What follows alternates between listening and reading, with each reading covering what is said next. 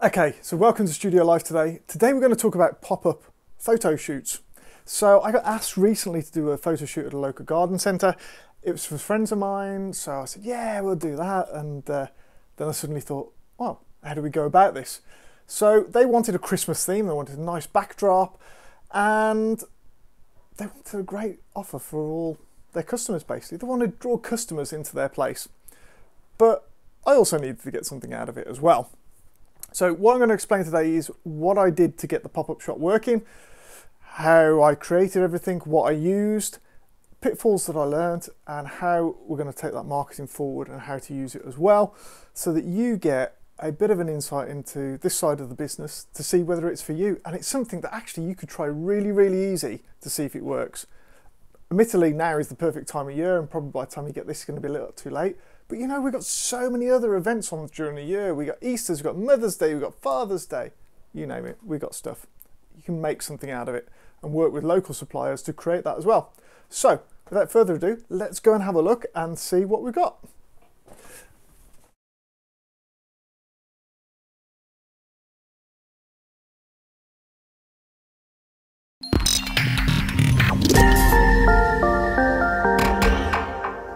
Okay, so this is all the stuff that I took on the day.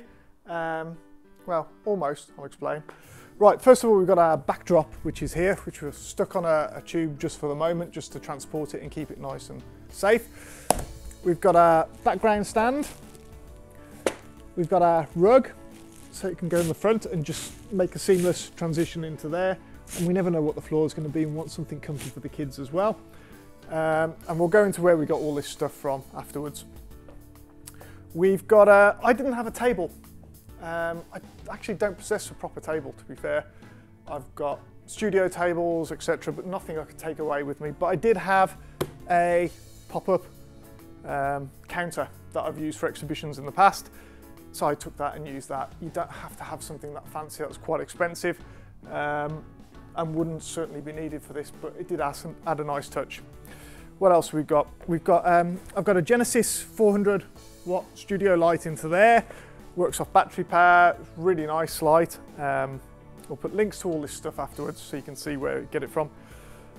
I've got a soft box for it, it's there. I've got a bag full of chargers, because there's nothing worse than running out of battery, which I did a few times to be fair, but we'd always got one on charge, so it's fine. You should have a couple of batteries for everything that you've got, so you can have one on charge while the other's working. What else we got over here? Right, we've got some kids' toys for the scene. So we've got presents there that we're going to put round. We've got a couple of cute little teddies, Elf on the Shelf, I think it was, and a little wooden toy, a bit more traditional, which is going to sort of please some grandparents and things like that as well. So we've got this little wooden stool, great little stool for the kids to sit on. We've got a stand for the reflector. That reflector there is very important because we're only using one light. We need to bounce it back. I've got lights galore in here, but we only need one, and we don't want multiple because it's going to reflect off the background, which we'll cover in a bit. I've got an easel, which is just for a poster that we have up, just to display what the charges are, etc., etc. That's quite useful. It's not essential, you can stick it on the wall, but I've got them, so I use them. A sturdy tripod. The tripod is going to be fixed to the floor in terms of we're going to mark out with gaffer tape, which is in that box there. Always take gaffer tape wherever you go. It's so useful. We used it so much. Mark out where that's going to go in case a kid knocks it and you can put it back correctly. You don't want to have to be bending down every 5 seconds to do stuff, okay? Tripod for the light as well. Not tripod, light stand for the light. We've got some, because we did pets as well, we've got little antlers for pets, little pet's hat. We've got hats for the kids and little jingly bells. We also had a dog blanket as well, a nice little Christmassy dog blanket. The reason we had that is because obviously we've got this floor, this rug. I didn't want the dog sitting directly on the rug, so that's just a personal preference. What else have we got that I haven't covered? This V-flat here that we've got. I use these in the studio, this is why this is here now. I wouldn't take this, and I didn't take this. I used a bit of black cloth and just hung it off a light pole, and that was it, or attached it in fact with gaffer tape to the ceiling. Worked brilliantly. But you're going to need something like that to stop the reflection going onto the backdrop, and we'll cover that afterwards. I've just got this here because I've got really high ceilings and I'm not getting up a ladder to attach something up there, so I've just used this. But in a normal little room, you can just attach the ceiling and that's fine, or a light pole if you haven't got one. And that's it. Okay, so we're going to put this together now, or I'm going to put this together, should I say, and we'll go from there.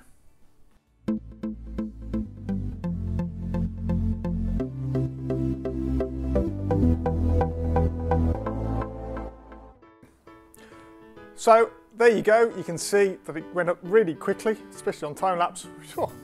Let's just go through a few little bits just to show you what we've got.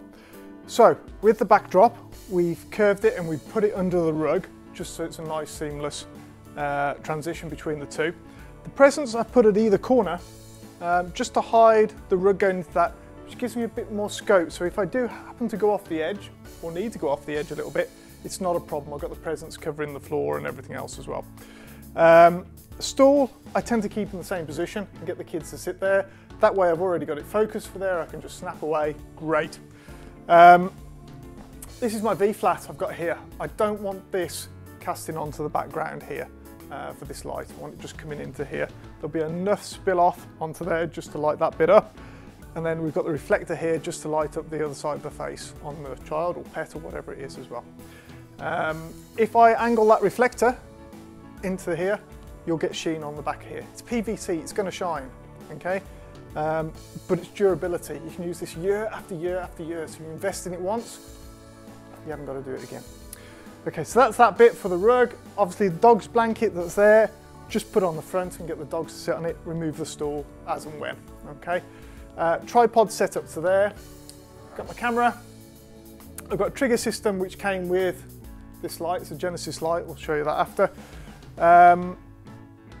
Set it all up. Doesn't need much power. And I think we were working on 600 ISO. So not that bad either in terms of noise. Set that all up, good to go. The only difference was I was using the 24-70 lens for all my shots. It's just on the camera that's recording at the moment, so I've just stuck a 50 on here for now. I've got this unit here, which, as I say, I hadn't got a table, but if you have, fantastic. I've got the Mac onto there. The only thing that I did use was a cam ranger. So instead of having a cable tethered, which works perfectly, don't get me wrong, it's nice cheap, I use cam rangers and I use it in the studio. The reason I use it, it's not just because it's over Wi-Fi and I can use it at multiple distances and control the camera. It is so that it keeps a copy of the files on the SD card and CF card that's on the camera and transfers them as well over Wi-Fi. That is the problem when I use tethered, especially with Nikon. I don't know what it's like with Canon. But the files don't stay on there, so I've only got one copy. If that laptop dies, I'm stuffed. Okay, I've just lost everything that I've done that day and I'd have to refund everything, and I don't want to go through that route. So that cam ranger solves that problem for me. I'm sure there are plenty of other solutions out there. That's just the solution that I use. Oh, I almost forgot, finishing touches is to add some little toys and bring that into there. And the kids can obviously pick those up as well and move them around. Before each shot, I just write a number onto there, take a quick shot of it. I know that those next set of pictures are number one. On the sheet that they fill in, I put the reference number at the top as well.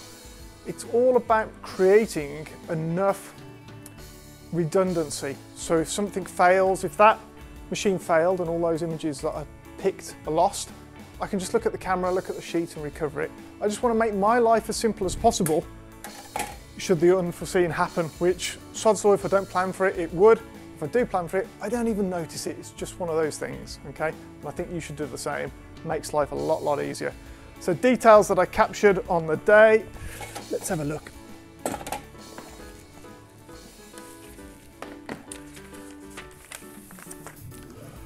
So I created the reference number at the top, I said, which was on that thing. The name, email address, because I was going to send these out via email. Now, yes, I could have done something there and then, and I could have got them to capture it, but I wanted to draft an email as a marketing tool afterwards to send out. I took their address and phone number. The phone number, because if the email address, I couldn't read it or it failed and I need to get in touch with them, that's what I use. Amount paid, single photo session, 5 sessions, whatever it is that they've chosen, I wrote down onto there, and if they've ordered any additional prints or anything as well.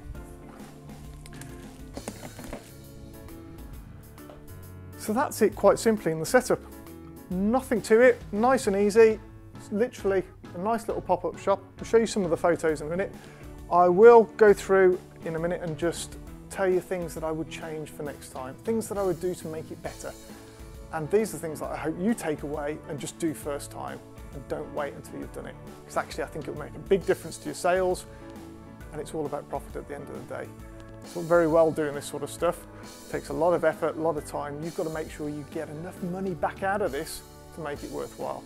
And that's what hopefully doing all this will show you that it's capable of. Quickly, something I forgot to mention when I laid all my kit out that I hadn't put out actually, sandbags. God, don't forget sandbags. You've got kids and dogs. If they knock your set over, it's just going to be a catastrophe. Mainly because it's going to hit them, but also your equipment's all around here and you don't want that as well.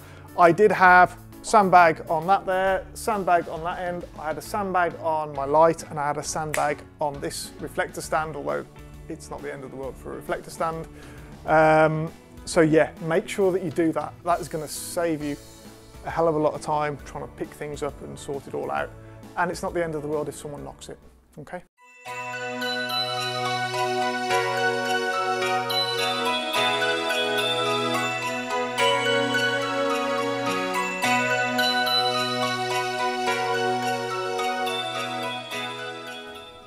So what else did I learn doing this little adventure? So, one, keep an eye on batteries. If it goes off in between a shoot, it's a real pain in the backside. When it's getting low, swap it over. Don't let it go. I had that happen a couple of times where the battery on the light went and the battery on the camera went, and I wasn't keeping a proper eye. Didn't happen the second day that we did it, but it did the first. Okay. Backdrop. So this backdrop that we had, I actually sourced this and had it printed specially for me. I had a look around at all these backdrop shops that were offering this, that and the other. And you know what? The quality looked... Can I say? Yeah, maybe. Quality looked rubbish. It just wasn't really there at all. I used a local company and asked them if they'd print me a backdrop up. I had a look and found the image from their stock library and got it printed. Work with someone.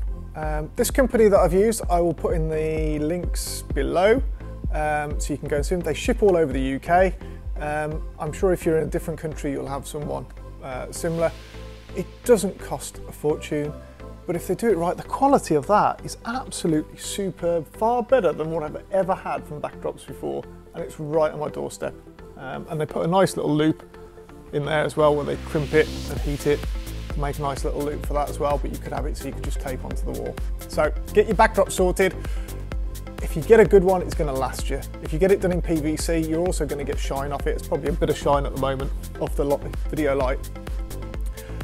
You just need to compensate for that. It's very easy to compensate for it. It's just light. We work with light every day. It's just another bit that you've got to sort out. Tethering, either tether, so people can see the images there and then. I use Cam Ranger to tether, but tether so that you can show the customers there and then, and they get to select which ones they want, not after. You don't want to do it on a website or anything else. That's way too much hassle. Get them to select it. If they're not happy, they can say so there and then and have another shot done, or they can choose which ones they want, and you've got the chance to upsell them as well. If you take enough good shots, it's not just one they're going to buy, or two, 3 or 4.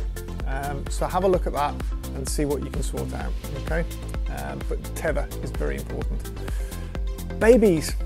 You know what? I was quite surprised how many people turned up with little babies, wanting babies photographed. Now obviously I'd got my camera set up on a tripod, I didn't want to have to keep moving it. Babies tend to lie down. I'm not a baby photographer, okay? That being said, all of these babies could sit up as long as they were supported. So what I did was I took these presents, moved them into the middle, created a little V, and I put sandbags behind the presents so that it didn't move, and that enabled, that way the parent could stay right here, and that's very important, don't get the parents away. They've got to be able to look after their child and not put any responsibility onto you. They can go there. I focused in tighter, so I zoomed straight in, so I got into there and had the kid propped up, and we got some fantastic pictures. Occasionally we did a few pictures where they're on the belly and things like that, and I did tilt the camera down slightly just to get a bit more of the rug and stuff in, but I zoomed in at the same time then. So have a look at that and see. Pricing. Sort your pricing out, because that's going to be in your advertising. Now, I did this as a bit of a favour to help draw people in, but actually I really enjoyed it. You've got to make money out of this. What's the point of doing it otherwise? So draw them in with an offer that's going to entice them.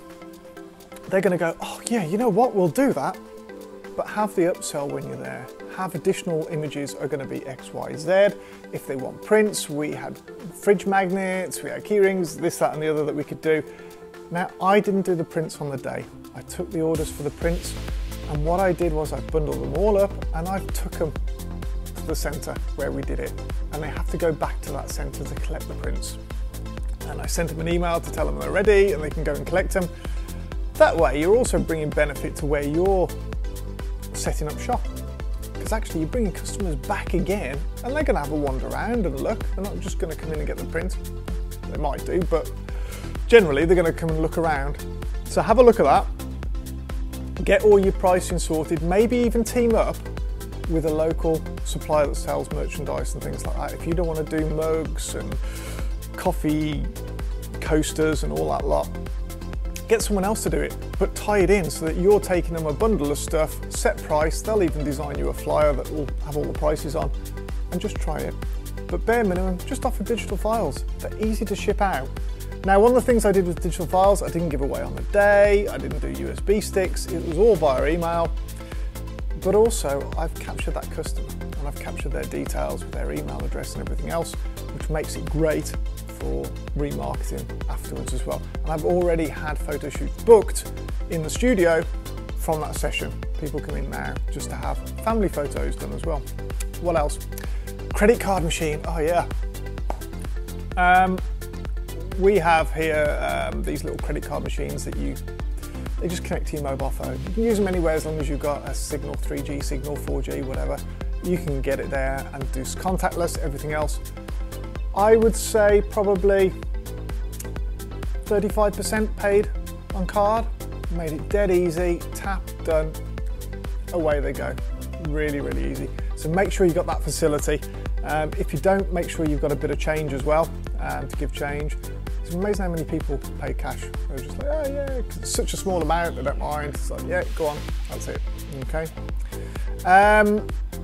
Things that I'd also add for next time is banner stands. I would get a universal, we've already designed this, haven't had it printed yet, but we're going to have a universal banner stand. We're going to have 2 of them, and we're going to have picture frames in where I can Velcro on a picture. So whatever theme we're doing, I can take a picture of it, put it into there, put some offer in the other picture and say £10 today, £50, whatever it is that you're going to do. That makes that banner stand universal, and just put big letters, here today, photo shoot, come and get your pet, kids, whatever you're doing. So you can use it again and again, whether it's Christmas, whether it's Mother's Day, Father's Day, Easter, whatever it is. Make it universal. Don't invest this money and have to change it every single time. Apart from your backdrop, which is obviously related and you're going to build up a stock of those, you want to make everything else so that you can just keep using it and not have to fork out £100 every time for a couple of banner stands. So yeah, that's something that'll change. Draw people in wherever you are. And I think that's probably about it. If you've got any questions, hit me up in the comments down below and I'll try and answer all those and set you on your way. But good luck if you're going to try this. It's quite enjoyable. It's very, very sociable. And I think you'll really thoroughly enjoy it, to be fair. Unless you really hate kids and you really hate pets, in which case, yeah, just don't. Thanks for listening. Have a good day. guys.